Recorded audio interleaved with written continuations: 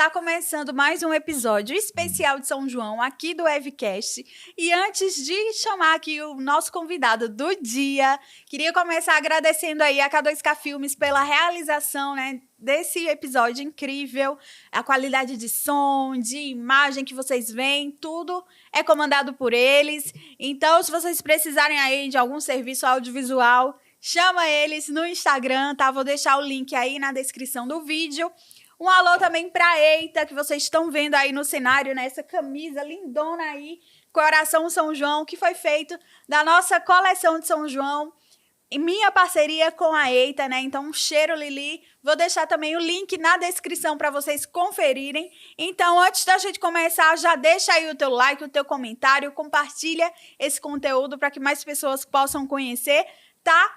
E agora estou recebendo aqui no estúdio o professor historiador José Rubano. Seja bem-vindo. Muito obrigado, minha querida. Muito obrigado pela honra do convite.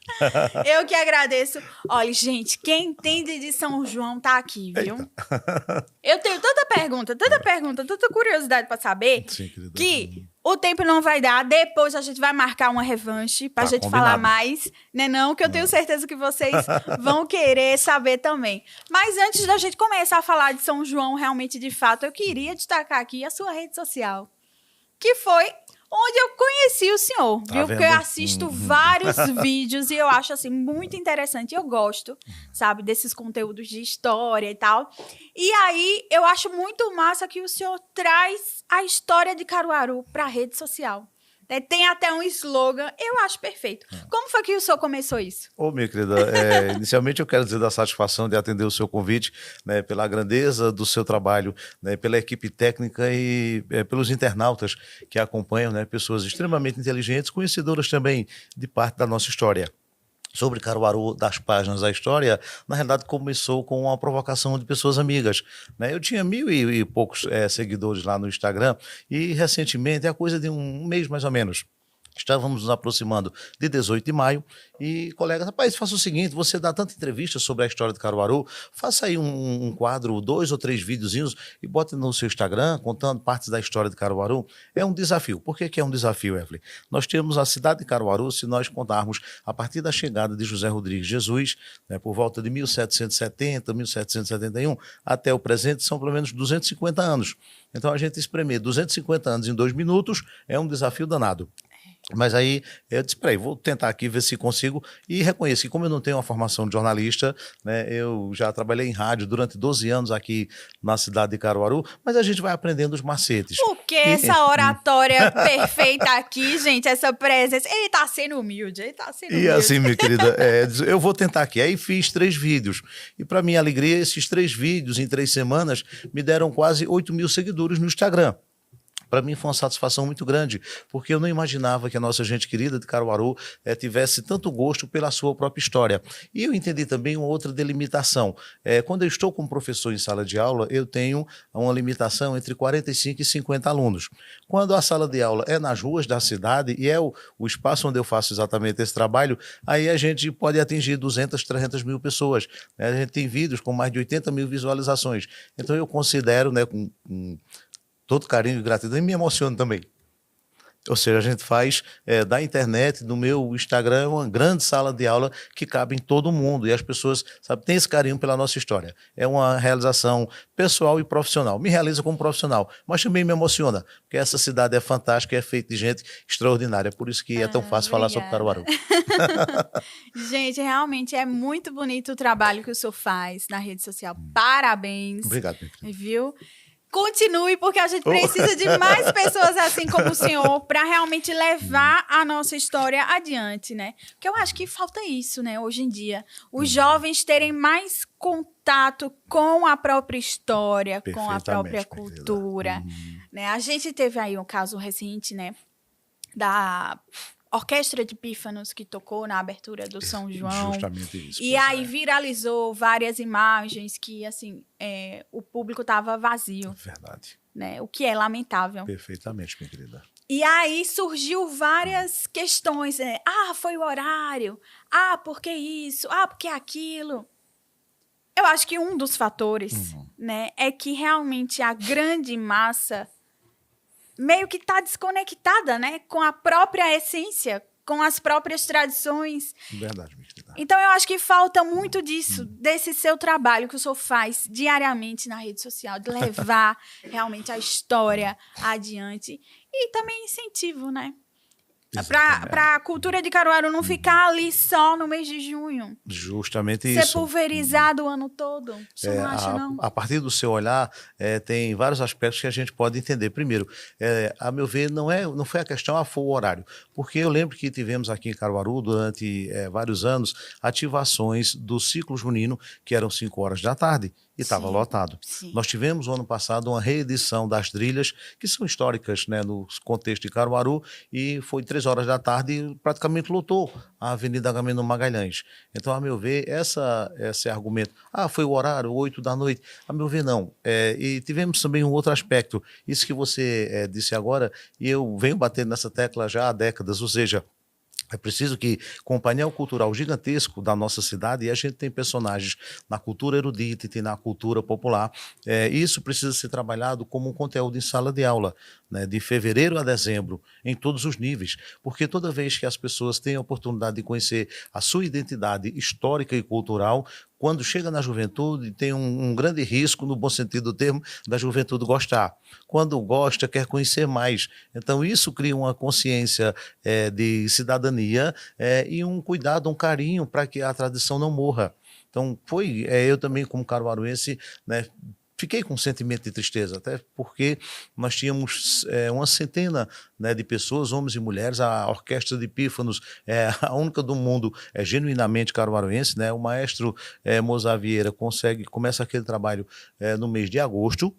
Então tem toda uma preparação e é tudo muito bonito, todo mundo elegante, no smoking, etc. Eu estava lá e fiquei com essa sensação, gente, peraí, está faltando a gente trabalhar mais, fazer o debate na imprensa e nas redes sociais e levar esse contexto, esse conteúdo para dentro de sala de aula. Eu acredito que a gente trabalhando, né, agora já a partir do segundo semestre, esses aspectos aí nós teremos, com a permissão de Deus, 2027, a abertura de São João do Caruaru, novamente com a Orquestra de Pífanos, né, com uma centena de integrantes e com a nossa gente lá para aplaudir, até porque é uma atividade cultural 100% nossa, genuinamente caruaruense. É verdade. Pois é. Gilberto Gil já falou, né, que a banda de Pífanos de Caruaru eram os Beatles de Caruaru. Isso, então, assim, é algo internacionalmente reconhecido que o caruaruense tem que aprender a trazer para si, né? Exatamente esse sentimento de pertencimento, de orgulho. Perfeitamente isso. Nós tivemos também um diferencial esse ano. Eu sou funcionário da Universidade Federal, né, sou secretário no gabinete gestor aqui no campus de Caruaru. Nosso campus completou esse ano 20 anos. Eu estou lá há 18 anos, né, assistindo e ajudando na construção dessa relação muito saudável entre a cultura e a educação. Eu costumo dizer que numa cidade tão fértil como Caruaru, os gestores públicos precisam diariamente, né, despertar essa consciência e a responsabilidade de que a cultura, a educação e o turismo, eles estão interligados. E do ponto de vista de gestão pública, quando são conectados esses 3 setores, aí gera um 4º setor, que é a economia.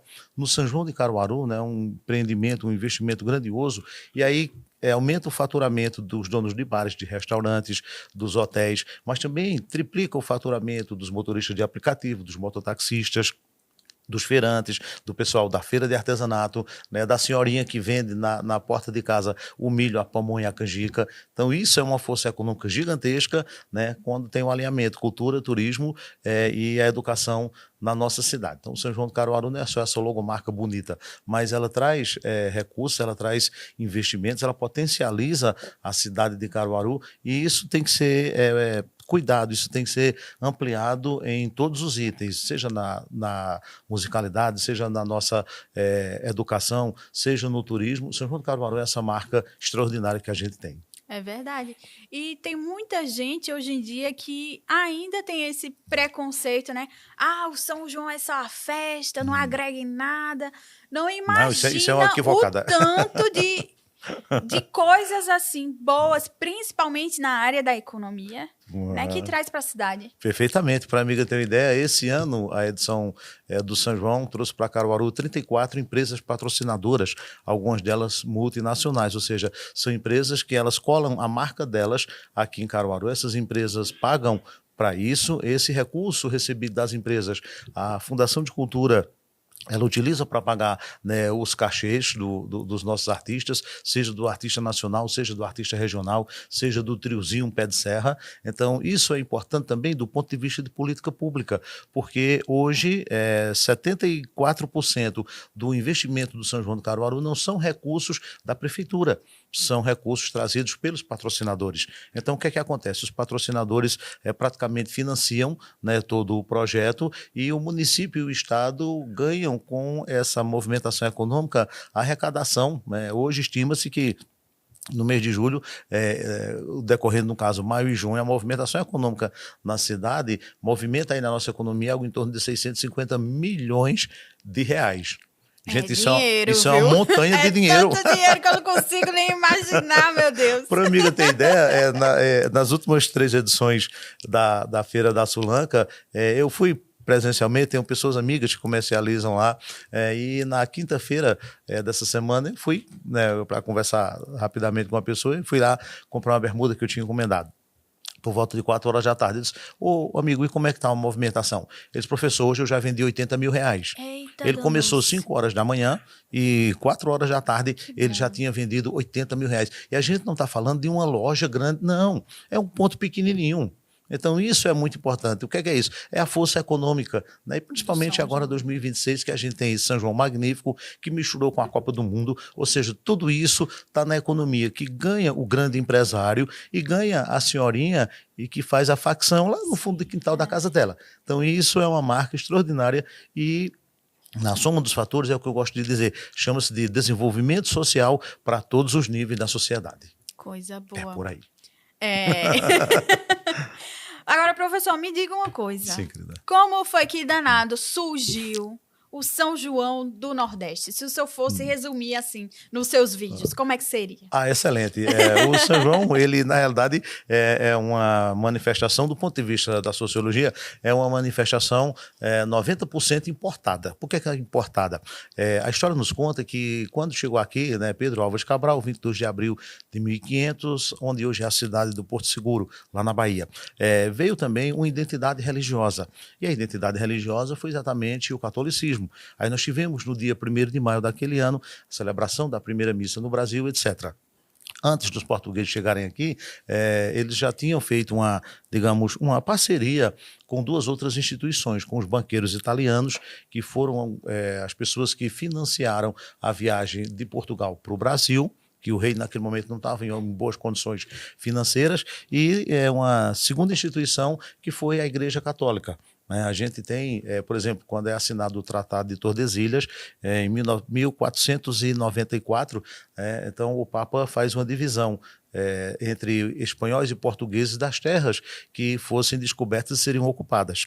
Então, a Igreja Católica, né, entra como exclusividade religiosa. E é da Igreja Católica a tradição de celebração para São João, São Pedro e Santo Antônio, né? Aí a gente se refere a João Batista, que inclusive na Europa a festa não é junina, é joanina, que é de João, o primo de Jesus, aquele que batizou Cristo, etc., conforme a narrativa dos evangelhos. Nós temos o segundo personagem, né, Pedro, o pescador que tornou-se apóstolo de Cristo e que a Igreja Católica considera como o primeiro Papa, e a gente tem Santo Antônio, né, o europeu, que nasceu em Portugal, faleceu na Itália, né, e é consagrado como um santo católico. Então, são esses 3 personagens que o ciclo junino celebra, que faz a devoção a eles. E aí foram se juntando a esses 3 personagens, justamente as demais tradições. O que é que a gente celebra genuinamente no período junino? A colheita do milho. Tem até uma música de Luiz Gonzaga, que é um clássico, né? No mês de junho a gente celebra a grande festa do milho, e aí tem uma tradição que é científica, mas que está dentro da tradição. Eu acho tão bonito isso. O fato de que 19 de março, na tradição católica, 19 de março, a gente celebra o dia de São José. O pai de Jesus. São José Que é não... o dia onde a gente sabe se a colheita vai ser boa ou não, não é isso? Exatamente isso. No dia 19 de março é uma tradição aqui no Nordeste. Choveu no dia 19 de março, então é um presságio, né, de São Pedro com São José, São Pedro com as chuvas, São José como padroeiro da agricultura. Então os agricultores correm para plantar o milho no dia 19 de março. Então passa a segunda quinzena de março, abril, finalzinho de maio, com chuvas, o milho está pronto para ser colhido. E como é que a gente vai colher isso? Celebrando com festa. É aí que entra naquela história lá de antigamente, de Seu Januário, pai de Luiz Gonzaga, né, o homem que tocava a sanfoninha dos 8 baixos. Isso é a gênese do forró. Lembrando que naquela época, final do século XIX para início do século XX, Seu Januário, pai de Luiz Gonzaga, ele concertava e tocava, né, a sanfonia, o chamado o fole, de 8 baixos. Mas não existia o trio conforme nós conhecemos hoje. Não tinha a zabumba e o triângulo. Essa parte de formatação de um trio é uma visão genial de Luiz Gonzaga. Um homem que, mesmo não tendo, nunca foi num conservatório de música, nunca fez um curso de música, não sabia ler partituras, mas isso em nada diminuiu ou impediu a grandeza dele, né? Como ele mesmo dizia, ele tocava de ouvido, mas foi ele que entendeu que a sanfona tem 2 tons, o grave e o agudo. Aí o triângulo faz o contraste com o grave e a zabumba faz o contraste com o agudo. Isso é um equilíbrio, uma coisa extraordinária. Até hoje, isso é pesquisado, né, nas principais universidades do mundo, onde o tema é música regional popular brasileira. Como é que Luiz Gonzaga... eu explico, é genialidade. Então, antes dessa formação, era tocado, né, como ele chamava, então, com todo carinho, no pé de serra. A colheita do milho foi boa, vamos fazer uma festa. Então, como é que a gente faz a festa? Não existia energia elétrica, os equipamentos não poderiam ser eletrificados, por isso que não tinha guitarra, não tinha teclado, não tinha baixo, porque não tinha energia. E como é que era esse processo? Era feita a sanfona e o pandeiro. Então, essa é a gênese exatamente do forró, né, da nossa musicalidade, do forró raiz. Mas aí a gente tem, para concluir essa resposta, a parte onde entra a tradição católica. Por exemplo, por que a gente tem quadrilhas juninas? As quadrilhas juninas, elas nasceram originalmente nos salões da nobreza europeia, especificamente da França. Quando reis e rainhas iam casar seus príncipes e suas princesas, eles faziam festas que chegavam a uma semana de celebração. E as pessoas que trabalhavam nos castelos ou nos palácios eram pessoas que viviam no mundo rural. E aí alguém pensa, a festa é tão bonita, a gente não vai poder fazer uma dessa que a gente não tem dinheiro. Mas eu vou casar minha filha com a filha do compadre fulano, vamos fazer uma festinha também lá? Uhum. E a gente vai fazer um baile que, claro, numa dimensão muito menor do que um baile palaciano, mas era o baile rural. Esse baile rural foi importado por nós nordestinos, e o que é que explica isso e que comprova com 100% de certeza? Até hoje, já há 500 anos, perfeitamente. O repertório, né? O Matutinho diz, anarriei, alavantou, balançou. Ele talvez nem saiba o que é que ele está dizendo. Isso são palavras do vocabulário francês que comprovam exatamente essa narrativa, porque era esse palavreado que era chamado na festa, no baile, não junino, mas no baile de casamento da nobreza europeia. Especificamente dos franceses. Então a gente junta a quadrilha junina, a gente junta a colheita do milho, né, junta a sanfonia de 8 baixos, né, que provém da gaita de fole escocesa, e esse pacote de coisas, né, por exemplo, os fogos que a gente solta, eles são chineses. Os balões também são chineses. Os balões que a identidade católica entendeu como antiga, hoje não pode mais, né, por questão de segurança. Mas eu lembro que durante vários anos, eu inclusive trabalhava no evento Festival de Fogueteiros e Baloeiros aqui de Caruaru. Eu lembro. E aí, você lembra disso no Campo Central? Era excelente. E aí, qual é o simbolismo do balão? Primeiro, o balão não pode ser feito de qualquer jeito. O balão tem cores específicas.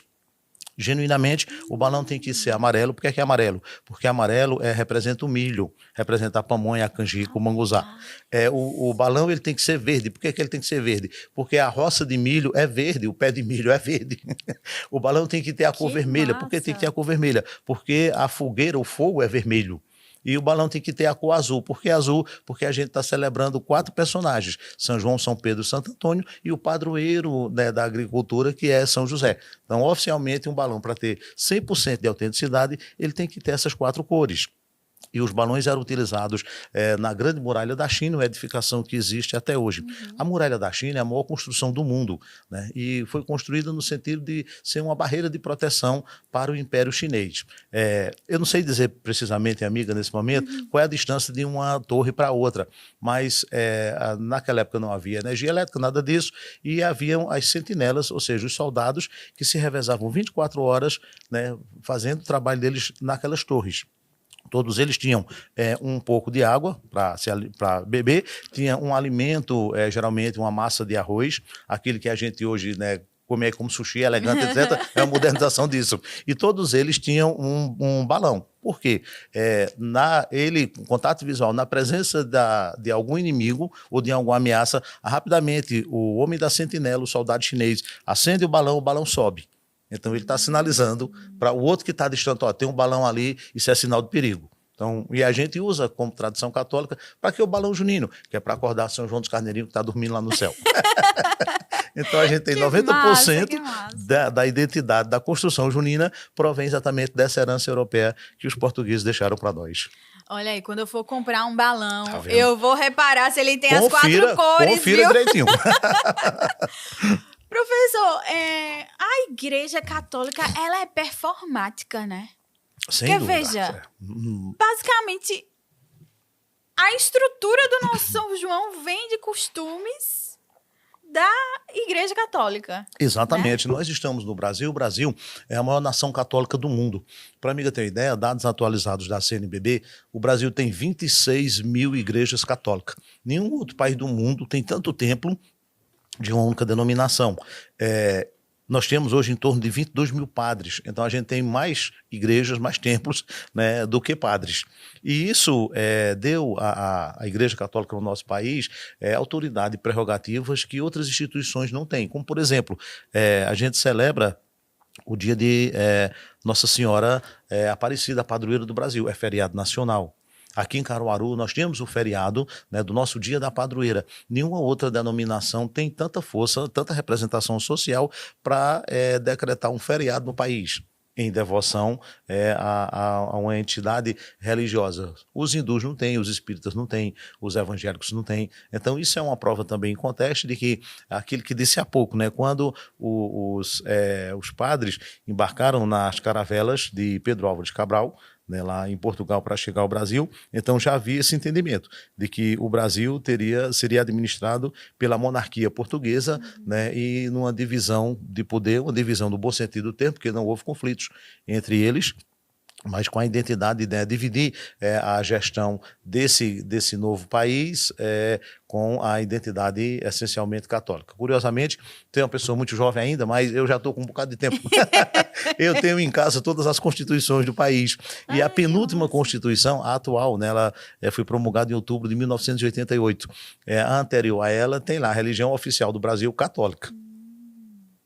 Hoje não, hoje, né, a gente vive aí, e graças a Deus isso é muito bom, né, a gente vive uma multiplicidade dos cultos, religiões afro, evangélicos, católicos, né, todas as identidades religiosas, elas fluem e têm a liberdade de expressão. Mas até o ano de 1988, e considerando de 1500, é a religião oficial do Brasil, católica. E em termos de números, nós somos a maior nação católica do mundo, inclusive bem maior do que a própria Itália, onde tem Roma, e dentro de Roma tem o Vaticano, e o Vaticano que é o menor país do mundo, né? São apenas 4 ruas com 1.500 pessoas. Mas, por exemplo, quando o Papa vai para o Canadá, e o Canadá é de maioria protestante, ele não vai apenas como chefe da igreja, ele vai também como um chefe de Estado, como presidente do Vaticano, que eu gosto de ensinar essa curiosidade aos meus alunos. É o menor país do mundo, tem 1.500 habitantes e 4 ruas. É verdade, minha gente. É menor do que várias escolas onde eu já trabalhei. Professor, olha, vendo os seus vídeos, eu vi que recentemente o senhor postou um vídeo sobre a história do São João de Caruaru. Ah, sim, sim. Ah, excelente. Essa então, pauta é ótima. Para quem não viu o seu conteúdo perfeito, diga aí, como foi que surgiu o famoso maior e melhor São João do mundo? Eu vou pedir, amigo, um pouquinho mais de que 2 minutos, porque lá no videozinho eu só tenho 2 minutos. E aí você está me dando uma oportunidade rara e excelente da gente ampliar um pouquinho mais, né, a história de Caruaru. Curiosamente, o São João de Caruaru é a terceira tradição enquanto identidade da cultura da nossa gente. A primeira delas é a chamada e antiga Festa do Comércio. A história nos conta e foi encontrado um caderno manuscrito por José Rodrigues de Jesus, ele dono da grande fazenda Caruru e não Caruaru, depois é que se torna Caruaru. E ele, como dono da fazenda, foi ele que mandou a custas próprias construir a igreja de Nossa Senhora da Conceição, a nossa capelinha ali do Marco Zero, né, na rua 15 de novembro.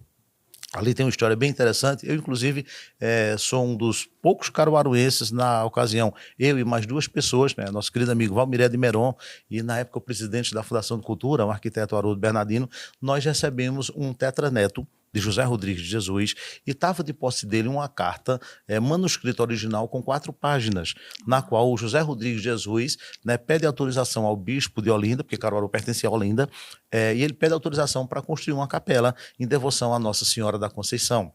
Aí é feita a autorização e no parágrafo seguinte ele pede que, concluídas as atividades, o bispo permita que ele e familiares sejam sepultados lá.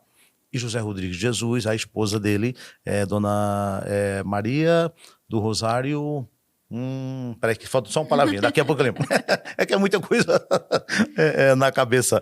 E mais 13 pessoas estão sepultadas junto ao casal, né, no interior da nossa igreja, Nossa Senhora da Conceição. E aí, nesse caderno, ele faz uma anotação bem interessante. A celebração das festividades da passagem de ano, de 1800 para 1801. E aí ele anota, suponhamos, nos valores da época era réis. Então, ele pagou lá R$300 para passar um cal na frente do templo. R$250 para alguém subir no telhado e tirar as folhas, a sujeira que o tempo acumulava. E nessa anotação a gente tem, né, como o marco zero da tradição cultural e festiva de Caruaru, que, para o nosso entendimento, é a semente onde nasceu a Festa do Comércio. E a Festa do Comércio, né, foi até 1991, a última edição, em 92, com a mudança da feira, a transferência da rua 15 de novembro para o atual Parque 18 de Maio, infelizmente não houve mais condições de fazer essa festa, mas era a maior do interior de Pernambuco. Eu começava na primeira semana de dezembro e Natal, etc. A tradição era a gente romper ano lá na Festa do Comércio, aí alguém desligava, apagava a energia todinha da cidade. Passava 2 ou 3 minutos, aí acendeu a lâmpada, agora a gente está no ano novo. Eu sou filho de um casal de feirantes e até 91 vivenciei, né, isso no contexto mesmo. A segunda tradição cultural de Caruaru ainda não é o São João, é o nosso carnaval. Nós temos no arquivo do Diário de Pernambuco, as pessoas que queiram conferir, entre lá na internet, arquivo Diário de Pernambuco. Aí você faz lá, tem uns filtros, você preenche tudo direitinho, aí você vai chegar, por exemplo, em 1905, 1906, Caruaru era o destaque no São João de Pernambuco. Não tínhamos, no Carnaval. Não tínhamos Carnaval nem em Recife, nem em Olinda, que se comparasse ou que chegasse perto ao de Caruaru. Chocada. Tivemos aqui vários clubes, motoristas em folia, vassourinhas em folia, muita gente, né, que inclusive vinham de outras cidades para vivenciar o Carnaval aqui. Eu tenho várias dessas fotografias, é impressionante. A Avenida Rio Branco, no começo do século XX, lotada de pessoas. Carros alegóricos que o Rio de Janeiro faz tão bonitos. Não, começou em Caruaru. A gente, inclusive, uma manchete que alguém botou num jornal em Recife. Tem navio agora nas ruas de Caruaru. Eu fico imaginando, pelo choque da manchete, se alguém mais dava... Mas peraí, eu sei que lá tem um rio, mas negócio de navio dentro do rio, que doideira é essa? Não era navio dentro do rio, não. Era um navio, era um carro alegórico, patrocinado por uma empresa de refrigerantes. Inclusive, nosso querido amigo Onildo Almeida, né, um gigante desse processo, disse a mim, professor, muitas vezes eu fui dentro do navio. Era um carro alegórico que desfilava ali pela Avenida Rio Branco. Se bem que, ainda falando sobre Rio Pujuca, Caruaru já teve, curiosamente, uma companhia de navegação. E eu tenho fotos disso. As pessoas embarcavam na ponte ali que a gente tem acesso à feira, né, ao lado do Colégio Sagrado Coração. As pessoas embarcavam ali em pequenas canoas. Aí era a esposa, o filho, tinha um fotógrafo, tirava as fotos do povo. Eu tenho alguma dessas fotos. E aí saía alguém remando no rio, quando chegava lá embaixo. Depois do seu poste, viu, pra gente ver. Claro. Na rua Saldanha da Gama, né, aí ali era o porto onde as famílias desembarcavam. Tinha o fotógrafo, foto todo mundo. No domingo era o rio Ipujuca, navegava, e essa companhia de navegação. Mas aí, para a gente concluir, a partir dos anos 60, na segunda metade, o carnaval foi perdendo seu protagonismo. porque foram acontecendo também outras manifestações, né, outras cidades com atividades culturais e folclóricas, e aí começou um fenômeno que criou exatamente essa grandeza do nosso São João. A história nos conta, e eu tive a oportunidade de ser não só amigo, mas também aluno desses dois homens. Eu tenho um carinho muito grande pelo rádio, né? Durante 12 anos fui vivenciar o dia a dia como radialista, e eu gosto muito desse processo. E eu tive a oportunidade, nos anos 80, conhecer Lídio Cavalcante e Ivan Bulhões. Lídio Cavalcante, né, não era natural de Caruaru, veio de Garanhuns e veio trabalhar numa loja que tinha aqui antigamente. Eu posso falar o nome porque a loja não tem mais. Casa José Araújo, era ali na rua 15 de novembro. E meus pais tinham um banco a gente vendia sapatos, né, um banquinho de feira em frente ali, na rua 15 de novembro. E Lídio, que era um homem extremamente inteligente, sabe, um ser humano de alma pura. E era para ter ficado rico. E por que é que não ficou? Porque ele nunca ligou para essa questão de dinheiro. Ele entendia que a missão dele era ser exatamente esse protagonista e criar essas sementes para um São João grandioso. Ele tornou-se funcionário de uma emissora de rádio aqui em Caruaru e criou um programa que eu achava tão bonito, era Agreste em Festa. Então não tinha tristeza, lá todo dia tinha que ter uma festa. E nos anos 60... na segunda metade, nós temos pessoas da musicalidade de Caruaru, por exemplo, Azulão, que ainda era anônimo, mas nasceu com aquele vozeirão. A gente tinha Joana Angélica, que hoje também, Azulão, Joana Angélica, são reconhecidos como patrimônios vivos da cultura de Caruaru. E essas pessoas iam para a rádio pedir uma oportunidade para mostrar o talento musical. E Lídio acreditou e apostou nesse pessoal. E a coisa começou a acontecer.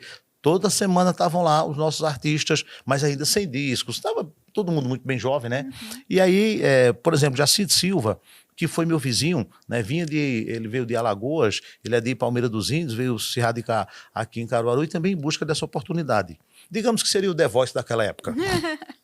E aí Lídio começou a esse processo e Ivan Bulhões também. E aí Lídio teve uma ideia.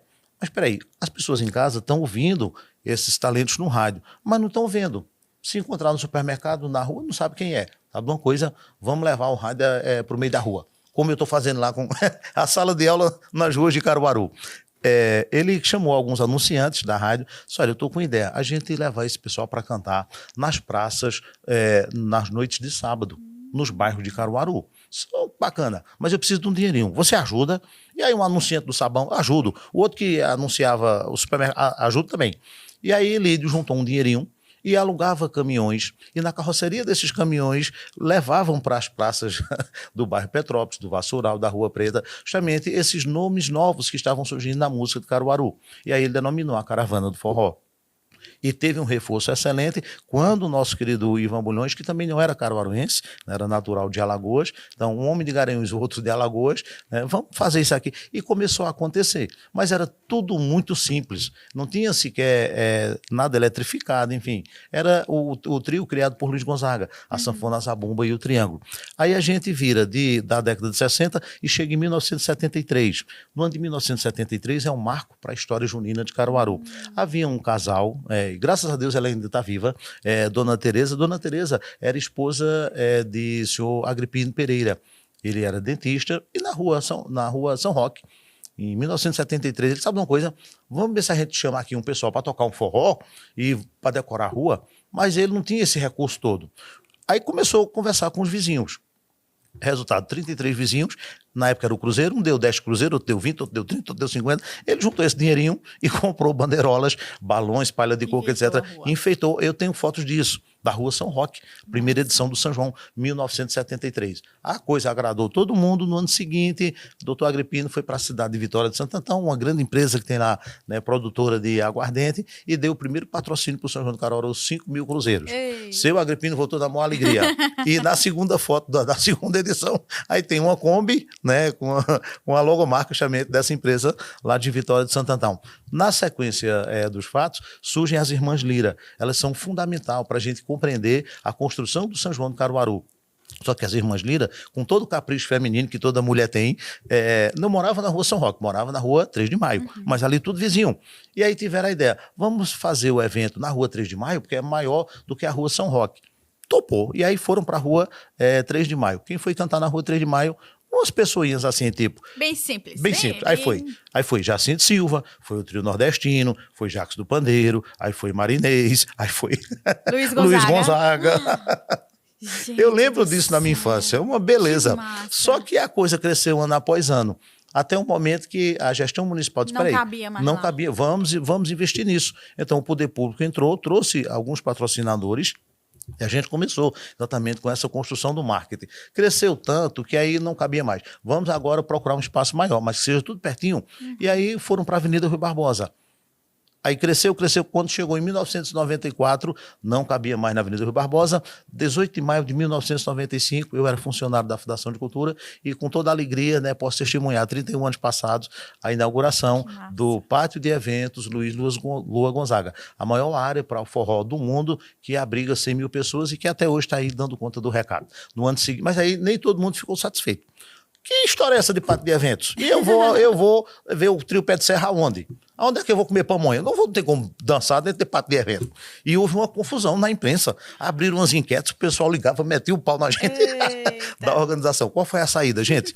Vamos fazer o seguinte, entramos em contato com a rede ferroviária e cedeu o espaço da estação ferroviária como experimentação, para que no São João de 96, 30 anos passados, fosse montado o Arraial Junino. E esse Arraial Junino, desde 96, nunca falhou um ano, a não ser, infelizmente, durante a pandemia, né, a Covid, que não tivemos. Mas aí, Pátio de Eventos e Arraial da Estação Ferroviária complementam, e aí nos dão a certeza de que nós fazemos o maior e melhor São João do mundo. É verdade. E hoje em dia tem muitos outros polos, né? São mais de 20. Ao todo são 27, né? Porque em 2017 tivemos uma virada de chave. A prefeita, hoje nossa governadora Raquel Lira, ela, ouvindo a sociedade, os fazedores culturais, aprovou a ideia de fazer o São João na roça e na rua. Aquilo que disse aos amigos agora há pouco, o São João é uma festa junina, é rural, é a tradição do homem do campo. Então, quando a gente faz na roça e na rua, a comunidade rural de Caruaru tem hoje 60 mil pessoas nos 4 distritos. Nada mais justo do que começar o evento na porta do homem e da mulher do campo, porque é a eles que nós temos que prestigiar e agradecer. valorizar. Não, agradecer essa mágica toda. É Me perdoe que eu me emociono fácil. Que é isso, fique tranquilo. Então, o homem e a mulher do campo, o homem e a mulher do campo são grandiosos, né, na construção da história de Caruaru, até porque Caruaru nasceu, hoje a grandiosa cidade nasceu dentro de uma fazenda de gado. Então, é o homem e a mulher do campo, de novo, como protagonistas. Aí nós temos 14 edições do forró, o São João na Roça, e 13 polos aqui na cidade de Caruaru, totalizando 27. E esse ano, na Universidade Federal, para nossa alegria, o prefeito nos deu um presente, foi a primeira edição do Forró Federal. E por que para mim isso é extremamente importante? Porque toda essa cultura, toda essa tradição, né, rural, Luiz Gonzaga, etc., foi para a Universidade Federal, onde nós temos 5 mil alunos, pessoas jovens, inteligentes, como você, que são universitários, e os universitários, eles conhecem agora a nossa identidade mais profunda de cultura. Quando os universitários gostam, quando a juventude abraça, é uma certeza que daqui a 100 anos eu não vou estar mais aqui não, mas isso vai estar com os jovens de lá. Olha aí, gente, tá vendo? A importância da gente repassar o que é bom. Claro, né? Pois é, justamente Professor, isso. olha, por mim, eu ficava o resto do dia aqui conversando. Porque Por o que também. eu tenho de coisa para perguntar, para saber, que é muito interessante sempre aprender e conhecer mais sobre o que é nosso, né? Claro, pois é. Mas, enfim, o diretor tá chamando aqui, a gente Tá vai vendo? ter que encerrar. É porque o relógio fica contra nós. Na próxima eu faço uma sugestão. A gente guarda os relógios e pronto. É verdade. Aí não vai ter ninguém controlando nós. É verdade, vamos fazer isso. Me permita só, em 30 segundos, bem rapidinho, uma marca de Caruaru, né, que é a capital do forró. Por que Caruaru é a capital do forró? Sim, diga. 1979, Jorge Altinho, né, que é um grande intérprete, maior ainda enquanto compositor, compôs os versos e entregou para o trio nordestino, Lindolfo Barbosa. O trio nordestino, desde os anos 70, vendia 1 milhão de LPs a cada lançamento. O único artista nacional que conseguia isso era Roberto Carlos. Mas o trio nordestino deixou essa marca, né, no nosso forró. Em 1980, a música foi gravada e estourou, né, e denominou Caruaru a capital do forró. Então, a Caruaru tem a nossa feira, o hino, feito por Onildo Almeida, e o nosso São João é a única cidade do mundo que tem um hino oficial para o seu São João e a logomarca maior da nossa cidade. Caruaru é a capital do forró. Há 46 anos dessa marca. É verdade. Coisa boa, muito massa, né, gente?